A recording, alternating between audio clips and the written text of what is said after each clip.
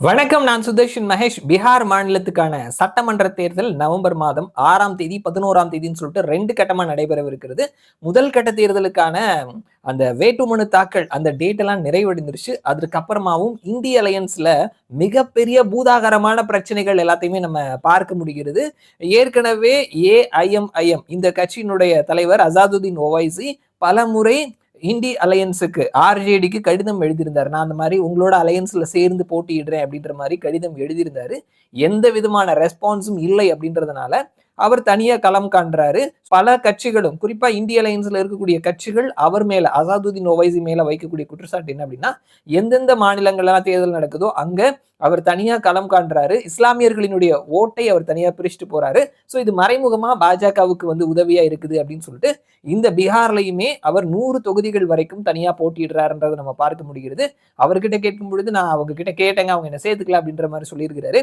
And அடுத்தது ஜார்க்கண்டினுடைய முதல்வர் ஹேமந்த் சோரன் அவருடைய கட்சி ஜார்க்கண்ட் முக்தி மோர்ச்சா அவர்களும் பீகார் தேர்தலில் ஒரு 20 தொகுதிகள் வரைக்கும் போட்டியிடுவார்கள் அப்படின்னும், அது இந்திய அலையன்ஸ்ல குறிப்பா ஆர்ஜேடி ராஷ்டிரிய ஜனதா தளத்துல இருந்து அந்த தொகுதிகள் கொடுப்பாங்க அப்படின்றத பலமுறை நம்ம சொல்லியிருந்தோம்.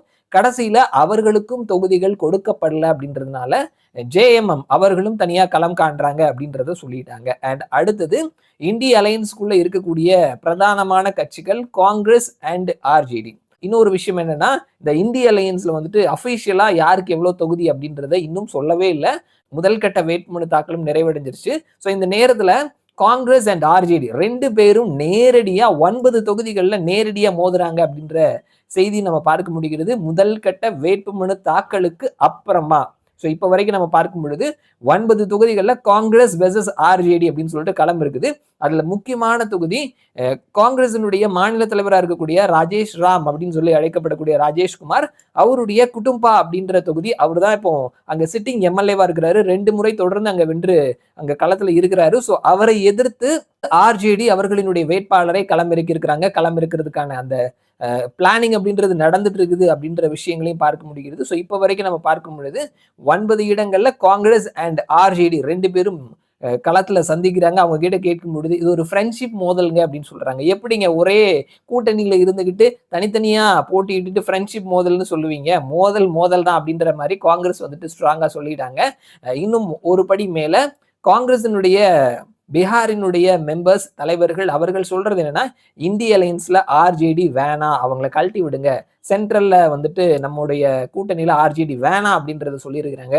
ஓட் சோரி யாத்ரா, ஓட் அதிகார் யாத்ரா, நாங்க 2 பேரும் நண்பர்கள் அப்படின்னு சொல்லிட்டு ஆர்ஜேடியினுடைய தேஜஸ்வி யாதவும் காங்கிரசினுடைய ராகுல் காந்தியும் மிகப்பெரிய பிரச்சாரங்கள்லாம் பண்ணியிருந்தாங்க. ஆனா கடைசி நேரத்தில் 2 பேரும் இப்படி முட்டி மோதி சண்டை போடுறது அப்படின்றது இந்த தேர்தலுக்கு அப்புறமா பீகார் தேர்தல் முடிவுக்கு அப்புறமா இந்தி கூட்டணி சின்ன பின்னமா உடையறதுக்கான வாய்ப்புகள் இருக்குது அப்படின்ற பேச்சுக்களை தான் தில்லியில நம்ம பார்க்க முடிகிறது. ஸோ பல முறை சொல்லியிருந்த மாதிரி காங்கிரஸ் அவர்களினுடைய ஜூனியர் பார்ட்னர்ஸை பல காலங்கள்லையும் அவர்கள் அனுசரிச்சு போறதே கிடையாது. அதே நேரத்துல தேசிய லெவல்ல ஜூனியர் பார்ட்னர்ஸா இருக்கக்கூடிய ரீஜனல் லெவல்ல அவர்கள் சீனியர்ஸா இருக்கக்கூடிய கட்சிகள் காங்கிரஸுக்கு கொடுக்கக்கூடிய சீட் அப்படின்றது வேஸ்ட் லக்கேஜ் அப்படின்னு தான் பார்க்கிறாங்க காங்கிரஸ. அதனாலதான் இங்க 2 பேருமே மோதல்ல இருக்கிறாங்க. ஆனா 2 பேரும் சேரல அப்படின்னா ஆப்வியஸ்லி என்டிஏ வெற்றி பெறதுக்கான வாய்ப்புகள் இருக்குது. முதல் கட்ட வேட்புமனு தாக்கலுக்கு அப்புறமா பெரிய பெரிய பாம் எல்லாமே இந்திய அலையன்ஸ்ல வெடிச்சிட்டு இருக்குது அப்படின்றத நம்ம பார்க்க முடிகிறது. இது குறித்த ஃபாலோ அப் அப்டேட்ஸ் நம்முடைய சேனல்ல நான் பகிர்ந்துக்கிறேன். மறுபடியும் நான் உங்களை இன்னொரு வீடியோல சந்திக்கிறேன். அது வரைக்கும் நன்றி.